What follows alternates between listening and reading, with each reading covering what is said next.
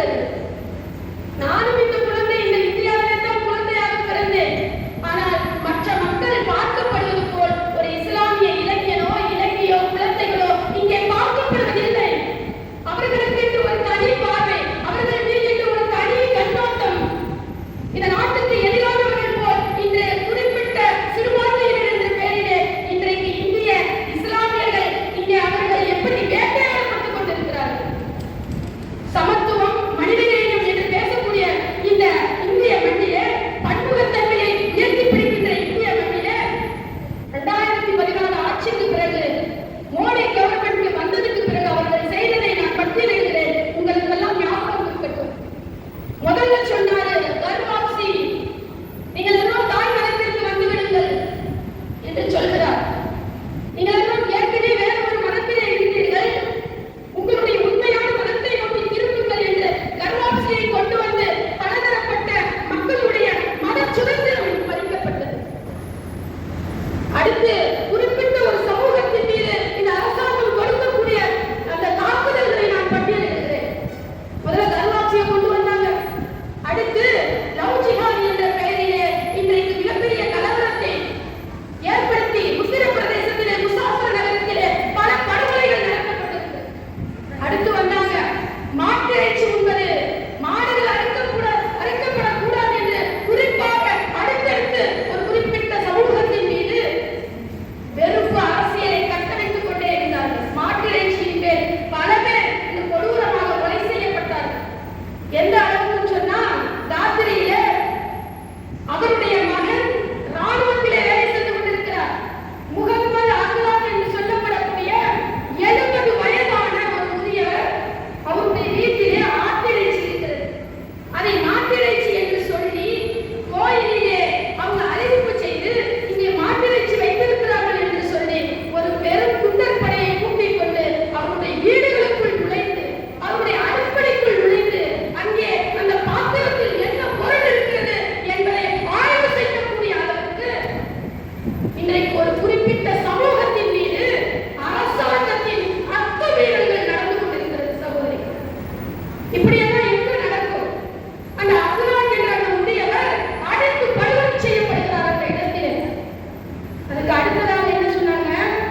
இங்க வந்துட்டாங்க ஹிஜாப், நீங்கள் எல்லாம் ஹிஜாப் அணியக்கூடாது என்று சொல்றேன்.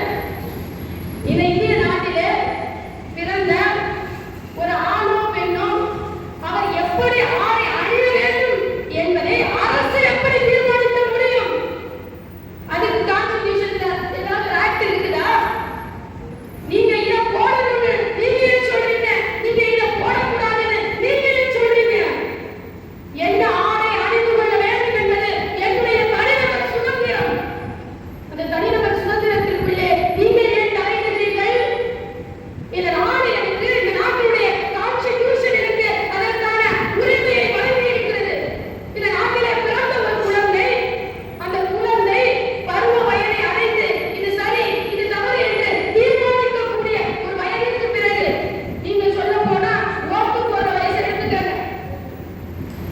அது தான் எந்த நம்பிக்கையை நம்ப வேண்டும், எதை பின்பற்ற வேண்டும், எதை நடைமுறைப்படுத்த வேண்டும், எதை பிறருக்கு அதை பரப்ப வேண்டும் ஆகிய இந்த 4 விஷயங்களுக்கும் கான்ஸ்டிடியூஷன் ஒவ்வொரு குடிமகனுக்கும் அனுமதி வழங்கி இருக்கிறது.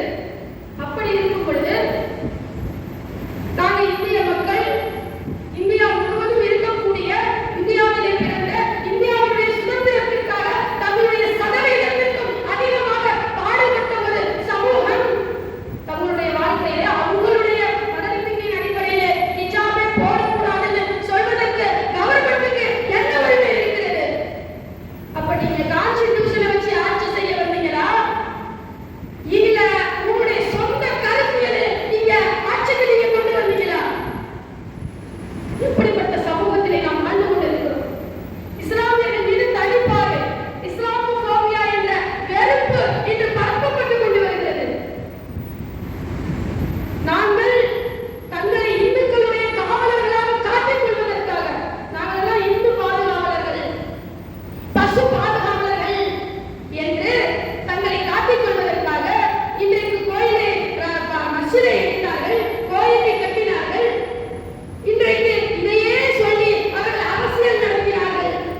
இன்றைக்கு எங்களுக்கு இந்தியாவுடைய நிம்மதிதான் முக்கியம், எங்களுக்கு இந்தியாவுடைய அமைதிதான் முக்கியம். இங்க இருக்கக்கூடிய நிறைய பேர் வழக்கறிஞர்களாக இருக்கிறீர்கள். சகோதர சகோதரிகளே, நான் வழக்கறிஞர் கிடையாது.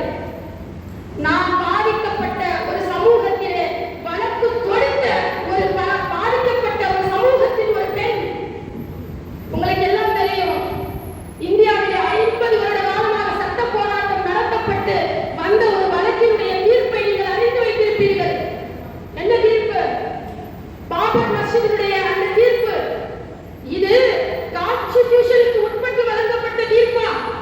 நீதிபதிகள் சொல்கிறார்கள், அங்கே கோயில் என்று ஒன்று கிடையவே கிடையாது என்று இந்தியாவுடைய அஷ்ட